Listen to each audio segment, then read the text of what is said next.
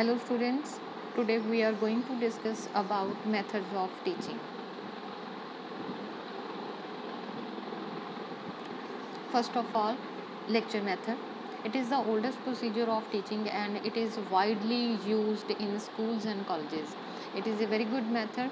It covers a wide topic at height level of college or secondary level and higher secondary classes, but its success depends upon the personality and the ability of the student. Simply means teaching through lecture. Teacher simply explain the subject matter in simple and understandable manner. This method is particularly used in the secondary classes and above, and this method can be used to motivate students to clarify, to review, and to expand the contents. Lecture method is for imparting authentic, systematic, and effective information about some events and trends. It gives the student training in listening. It develops good audience habits. It provides opportunities of correlating events and subjects. It supplies the linkage of previous knowledge with the new one. Why this method should be used? This method should be used to motivate the students, to give an overview of large topic, to add supplement the student reading, to make an important matter understanding, to provide background of a topic or to introduce the topic, to help the students to use their time wisely, and to help the students to use the time wisely. And next one is to develop reasoning skills of the students and to have a class discussions. What are the merits of this method? To establish face-to-face contact, and it develops attention span also. A well-prepared and well-delivered lecture can make social studies interesting. Lecture gives the sorry lecture gives the teacher an opportunity to come into immediate contact with the pupils. Lecture gives the pupil training in listening and taking rapid notes. It saves time and energy, as we all know, and good lecture stimulates brighter students. It facilitates rapport between the teacher and the taught, and it is more useful for brilliant students. It helps in the implementation of others. And what are the delimitations of this method? It is a teacher-centered method, obviously. It revolves around the teacher. It brings a lot of burden and reading to the teacher. It makes the student inactive. It is not an interactive method. There is a very little scope for pupil activity. It may include irrelevant material on the part of teacher when he started explaining the content, and he may divert from the topic. It discourages self-effort by the students. Every student is not expert enough to deliver lecture. The pupil lose opportunity to make self-study. Lecture can soon result in monotony, and lecture is against the principle of learning by doing. So, an average students may not be able to fix up their attention to a lecture of 40 to 45 minutes.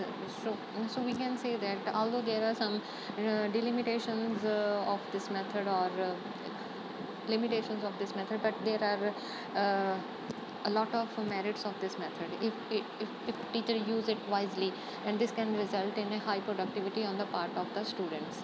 uh, it, I think it is the only method by through teacher can stimulate the interest and create the interest among the students, and it is and in between teachers can stimulate the students to think on that line of the topic, or we can say uh, critical thinking. Next one is the discussion method. The word discussion means explaining views and debate. Here the discussion can be among the group of students as a whole group. Where and when can you use discussion method? The teacher of SS can use this method when he is using the project method, when he has to share information and ideas from a large group, when one needs to solve a problem or do thinking and analytical activity in the class, when one needs to solve a problem or to do thinking and analytical activity in the class, when one obtain information and ideas from a large group of students, when one needs to check or evaluate students' progress. So forms of discussion can be formal, debate, classroom, informal, panel, symposium. So it depends mostly on the teacher how he or she can implement such kind of these kind of forms. Either he want to keep the discussion in a formal way, or in a debate, one for the motion and other party on the against the motion, or at the classroom level where two groups can be made for the motion and against the motion, and open discussion can be done. Informal discussion can be there, and panel discussion can be, students can be given the opportunity to be as a panelist and discuss the matter in hand thoroughly. And symposium, in the same way, they can create engage in the dialogue. So it depends upon the most of on the part of the teacher, which form he or she would like to adopt in the class. The process of discussion, it depends upon the type of discussion. The ideas are initiated by the teacher, then there is exchange of ideas, opinion, observation, comments, etc. This is a cooperative learning. So suppose the first step of discussion is the preparation. Second one is the conducting discussions. In this case, the teacher initiate discussion, he controls process and keeps the student disciplined and keeps the discussion under control or on the right track. So what are the merits of discussion method? It is based on differences. It emphasizes independent study. It develops reasoning. It develops study habits. It is activity oriented, and the teachers how to study purposefully. It helps the teacher to find leadership quality among students. It helps in clarifying ideas and issues, etc. And it creates better understanding of the topic, issues, events, ideas, or concepts. So, what are some limitations of this discussion method? It's a time consuming method, obviously. When you keep on discussing one thing at one hand and the other at that, and so on, uh, despite many efforts, you put in to control the situation, but somehow in some circumstances it can go beyond your control. So, in that sense, it is time consuming process. It needs some training, and average teacher can't. Why?